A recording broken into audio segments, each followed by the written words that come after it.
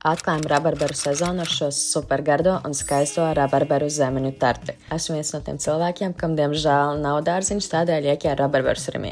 Starp citu, zināt, ka iegādāties augus un dārziņus aplikācijā uzkrās šie dārziņu iegumi, un aktivizēt to nākamajā pirkumā saņemsiet 10% atlaidi dārziņam. Forši vai ne? Bet pie receptes. Izmantoju jau gatavu mani gardumas mašu mīklu, šis man krietni ietaupīja laiku.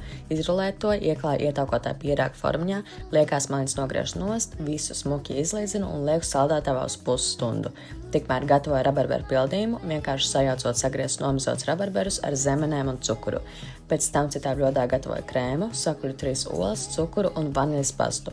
Tagad šim pievienoju skābo krēmu un iemaisu līdz sanāk viendabīgs krēms. Tagad ņemu tartas pamatni, kurus sadurstu ar dakšiņu un redzēju internetā šādu rīsu laihaku, lai pamatni neuzpulsos, bet droši šo varat skipot. Cepu krāsnī 15 minūtes 200 grādos. Tad ņemu laukā, lieku krēma pildījumu un pa virsu kārtoju rabarberu zemeņu miksu. Papildus garšai un tekstūrai iesaku arī mandaļu skaidiņas. Atkal cepu krāsnī kādu pusstundu 190 grādos. Izskatās jau ļoti labi.